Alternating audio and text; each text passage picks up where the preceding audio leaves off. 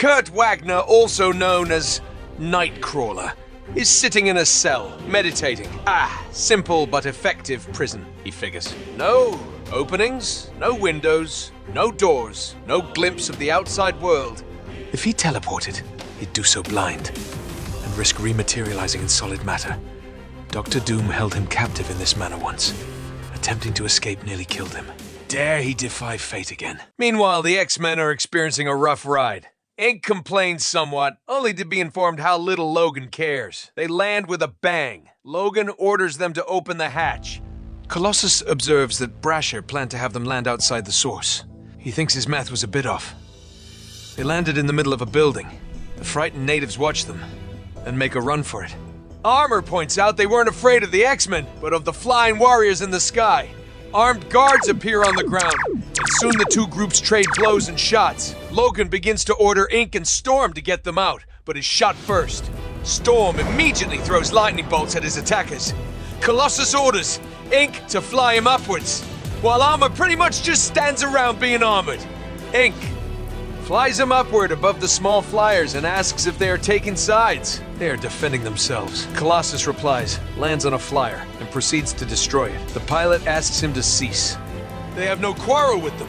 Colossus is taken aback. The alien speaks English. He speaks 862 tongues! The pilot snaps. And they are in the middle of a combat zone. They hadn't noticed, Inc. states sarcastically. The pilot announces they'll rout this rabble, and then they will talk. A little later, the X-Men are gathered in the Parliament, the seat of power on Dartayus. One of the aliens, a general, explains that their foe's name is Kologoth. A base criminal grown to would be dictator. They resisted and cast him out to Earth. Inc. snarls. Thanks a hell of a lot! The general continues that Kologoth's forces waged war in his absence and in his name.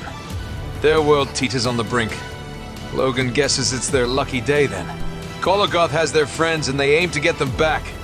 And probably take care of their little Kologoth problem in the process, Armor adds. The general points out that Kologoth has gone to ground. He strikes from secret. They know not where. Storm asks Logan for a second in private.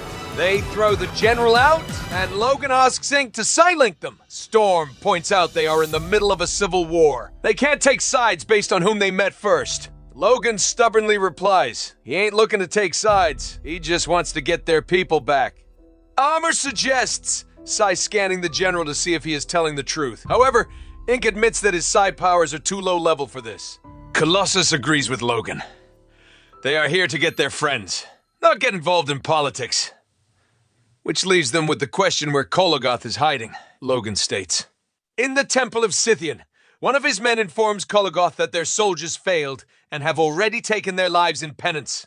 He adds that the Earthers were there. They have come for their friends. Inconvenient, Kologoth admits. They cannot risk anything at this stage. He gives the order to contact the Earthers and tell them they will return their comrades. They are an unstable element in the equation, and nothing must stop his rise.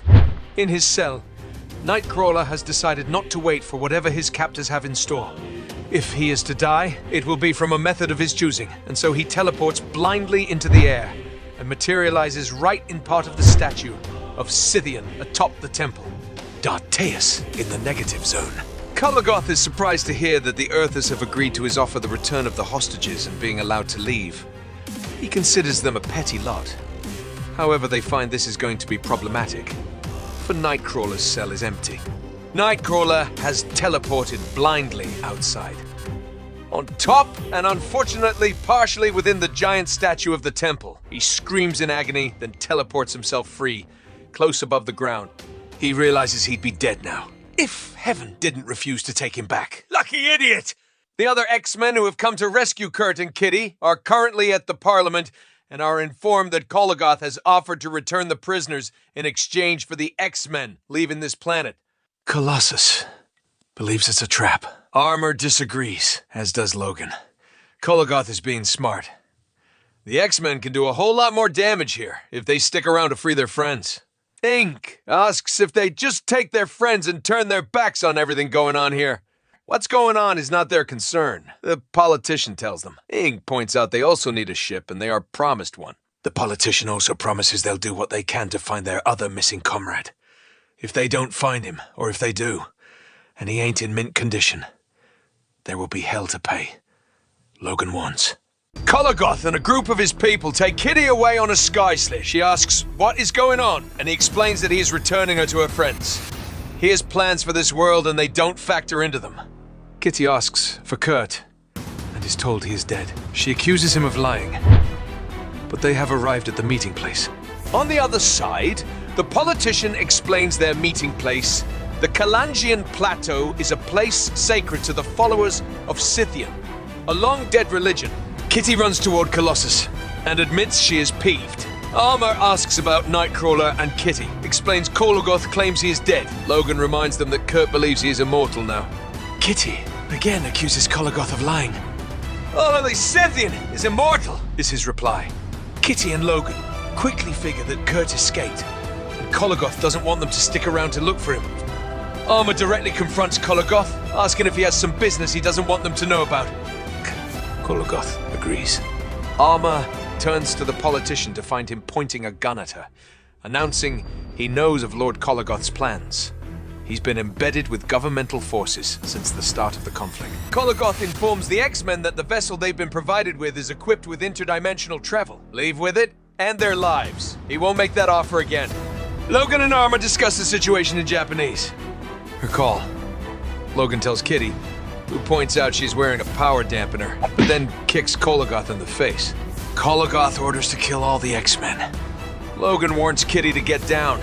Moments before Storm, whom Logan held back, makes her entrance in the sky, throwing lightning at their foes. Unfortunately, the other side brought weapons as well, and the battle is on.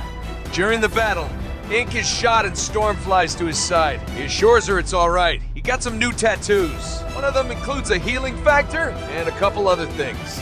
He fires eye blasts at his foes, Cyclops style. Colossus urges Kitty to find Kurt. He will keep their foes busy. Only belatedly, he notices she called him sweetie. Kitty runs, orders Ink to establish a Psylink and tells Storm to take Kologoth for a ride. She flies him upward and threatens him. He calls her bluff. He doesn't believe she will drop him. Besides, he prefers this vantage. They are close to the giant statue of Scythian, his lord and master. The time of his rising is near, Kologoth announces. Religion doesn't win wars, Storm retorts. This is a mere statue.